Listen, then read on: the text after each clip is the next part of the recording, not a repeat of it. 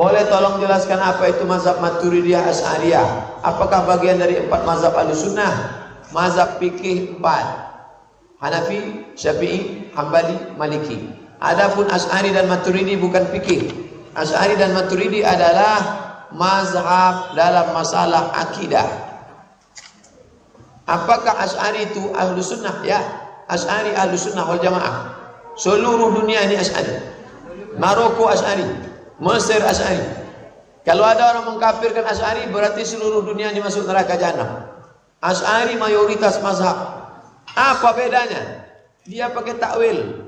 Ayat Quran tak boleh dipahami secara tekstual. Ar-Rahman 'alal 'arsy istawa. Allah duduk di atas kursi. Allah duduk di atas kursi macam aku duduk di atas kursi. Tak boleh. Walam yakul lahu kufuwan ahad. Allah tak sama dengan makhluk. Maka saya bahas dalam buku 37 masalah populer. Tidak boleh ayat Al-Quran ditakwilkan. Maknanya apa? Allah duduk di atas kursi. Allah berkuasa. Bapak Herman Abdullah duduk di atas kursi wali kota selama 2 periode. Apa duduk aja dia di atas kursi? Tidak, maknanya dia berkuasa. Itu yang membuat orang mengkafirkan, menyatakan sesat Asy'ari Maturidi karena mentakwilkan ayat. Maka saya bahas dalam buku 37 masalah populer. Takwil adalah akidah salaf. Ustadz, mengapa Allah berada di mana?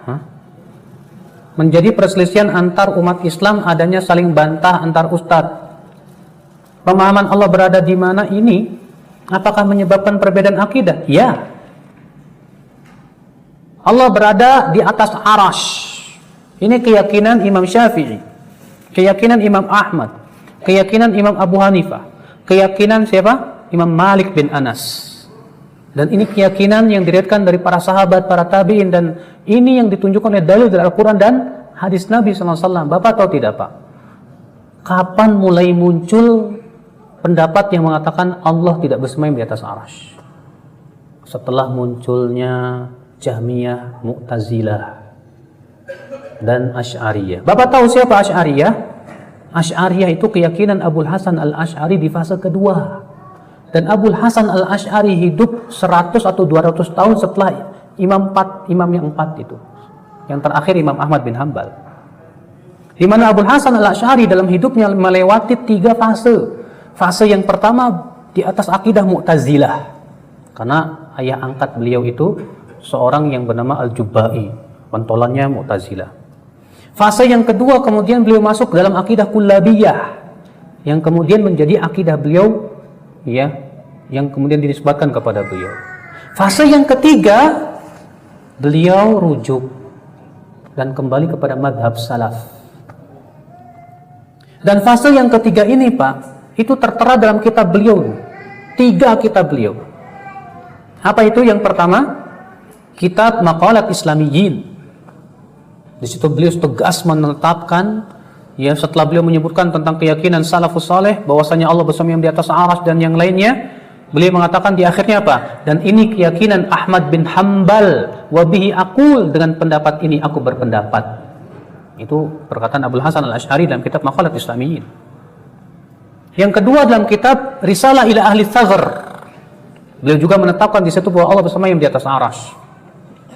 Yang ketiga dalam kitab Al-Ibanah an Syari'atid Diyanah, itu pun beliau menetapkan bahwa Allah bersemayam di atas arasy.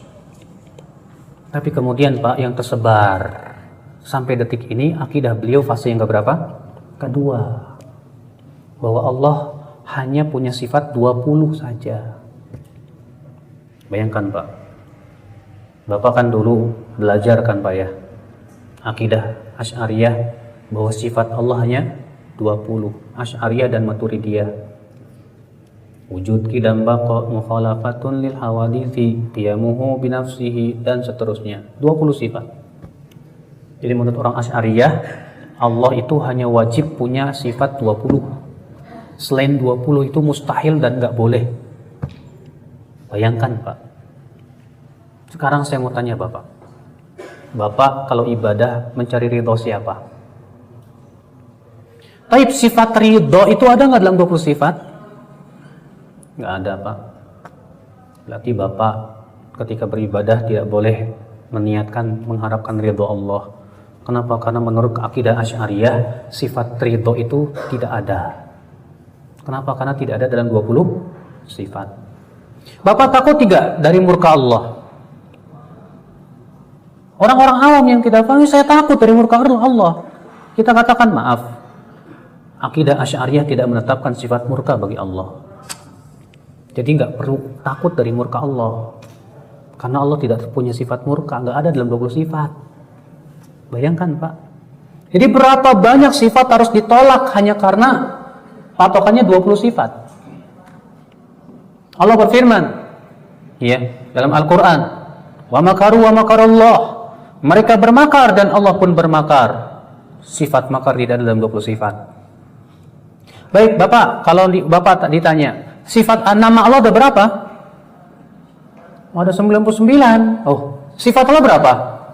20. Wah, 99 kurangi 20 berapa Pak? 79, berarti ada 79 nama tidak mengandung sifat.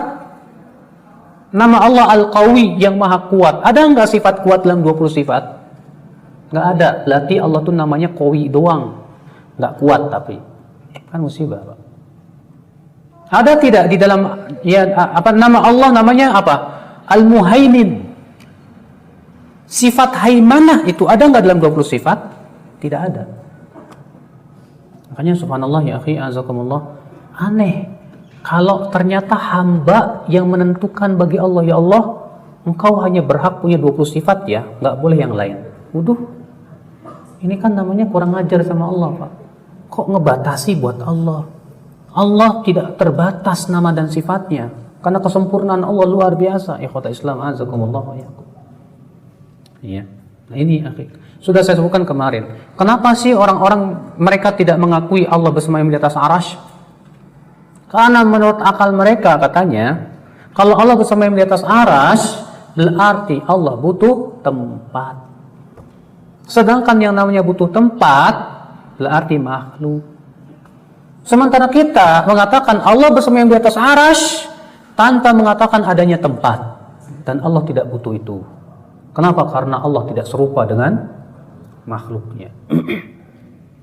Bapak, kalau kita tanya orang Asy'ari, "Hei Asy'ari, kamu yakin Allah punya sifat murka?" Enggak. Kenapa? Karena sifat murka itu adalah bergolaknya darah di dalam hati. Dan itu sifat makhluk. Saya tidak mau terima. Oh, taib. Hei Asy'ari, bukankah kamu juga punya keyakinan Allah punya sifat iradah dalam 20 sifat itu? Dalam 20 sifat itu ada sifat iradah nggak Pak? Ada. Sedangkan iradah kan sifat makhluk. Iradah itu artinya apa? Keinginan. Lah, iradah kan sifat makhluk. Apa kata mereka? Ya, iradah Allah sesuai dengan keagungan Allah. Tidak serupa dengan makhluknya. Ya sudah, kalau begitu kami pun menetapkan Allah murka sesuai dengan keagungannya, tidak serupa dengan makhluknya. Allah bersemayam di atas arasy sesuai dengan keagungannya, tidak serupa dengan makhluknya. Apa bedanya?